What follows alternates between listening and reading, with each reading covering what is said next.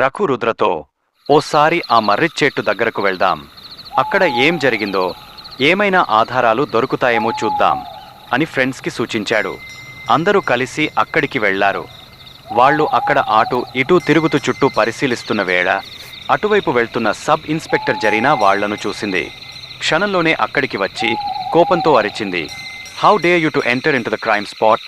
ఆమె ముఖంలో ఉగ్రత కనిపించగా అక్కడి వాతావరణం ఒక్కసారిగా తీవ్రంగా మారింది. వెంటనే రఘు ముందుకు వచ్చి మేడం జరీనాను శాంతపరిచేందుకు ప్రయత్నించాడు. Madam, cool down. మేము ఇక్కడికి కేవలం వాస్తవాలు తెలుసుకోవాలన్న ఉద్దేశంతో మాత్రమే వచ్చాం. ఇక్కడ ఏదైనా ఆధారం మిగిలి ఉందేమోనని చూడాలన్నదే మా ఆలోచన. దయచేసి మా ఉద్దేశాన్ని తప్పుగా అర్థం చేసుకోకండి అన్నాడు వినమ్రంగా. ఆ మాటలు విన్న జరీనా ఆవేశాన్ని కొంత అదుపు చేసుకుంది. కానీ ఆమె కళ్లలో మాత్రం ఇంకా అనుమానం స్పష్టంగా పోలేదు. ఇది క్రైమ్ స్పాట్. మీకు తెలిసి ఉండాలి, అనుమతి లేకుండా ఇక్కడికి రావడం చట్టవిరుద్ధం. మీ ఉద్దేశం ఎలాంటిదైనా సరే ఇది సరైన మార్గం కాదు అని గట్టి స్వరంలో చెప్పింది. అప్పుడు రఘు తన జేబులోకి చేయి వేసి తన ఐడి కార్డును బయటకు తీసి జరీనాకు చూపించాడు. ఆ ఐడి చూడగానే జరీనా ఒక్కసారిగా షాక్కు గురైంది. అతను చిన్నవాడు అనుకుని గట్టిగా మాట్లాడిన తాను ఇప్పుడు తనకంటే పెద్ద అధికారి అని తెలుసుకుని ఒక క్షణం తలదించుకుంది. వెంటనే తన ధైర్యాన్ని సమీక్షించుకుని సారీ సార్ అంటూ గౌరవంగా సెల్యూట్ చేసింది. జరీనా ముఖంలో అంతకుముందు ఉన్న కోపం మాయమై గౌరవభావం పెరిగింది. రఘు జరీనాతో, మేడం, విక్రమ్ సింగ్ గారి చావు గురించి స్పష్టంగా తెలుసుకోవాలనుంది.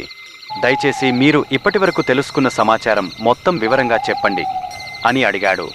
జరీనా ఒకసారి పెద్దగా ఊపిరి తీసుకుని ఆ ప్రశ్నకు జవాబు ఇస్తూ అన్నది, మరణానికి కారణం మెడ ఎముక విరగడం, శరీరంపై లోతైన గాయాలు మరియు అంతర్గత రక్తస్రావం.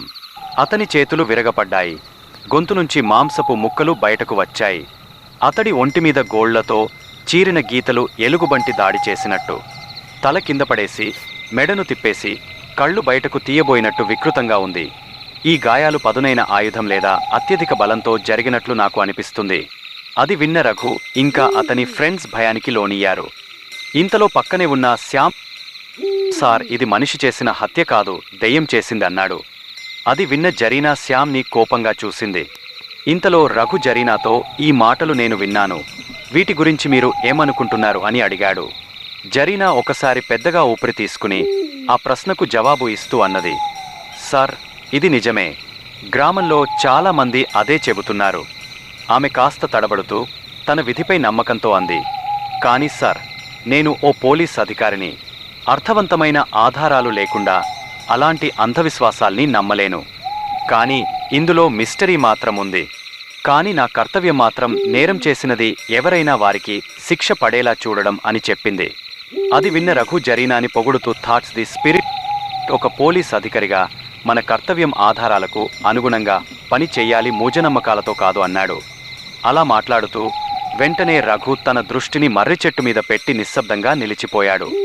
అది దెయ్యం కావచ్చు, లేదా మనుషుల్లో దాగ ఉన్న అసలైన దెయ్యం కావచ్చు అని చెప్పి తనలో తానుగా ఆలోచనలో మునిగిపోయాడు. ఆలోచనలో మునిగి ఉన్న రఘుతో జరీనా, సార్, నాకు ఒక విషయం అర్థం కావట్లేదు.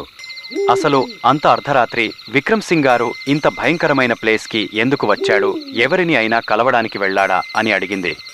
విక్రమ్ సింగ్ ఎందుకు వచ్చాడు అన్న విషయం జరీనా మరియు రఘువులకు ఎంతకీ అంతుచిక్కడం లేదు. ఆ నిర్మానుష్య ప్రదేశం, చుట్టూ అలుముకున్న చీకటి, గుబులు పుట్టిస్తున్న నిశ్శబ్దం వారిని మరింత కలవరపెట్టాయి. రఘు, రుద్ర మరియు లావణ్య వైపు చూసి, మీ ఇద్దరికీ ఈ విషయం గురించి ఏమన్నా తెలుసా అని అడిగాడు. వాళ్ళ ఇద్దరు సమాధానంగా తల అడ్డంగా ఊపారు. ఇంతలో లావణ్య ఇంటి నుంచి ఫోన్ రావడంతో అందరూ అక్కడి నుంచి బయలుదేరారు.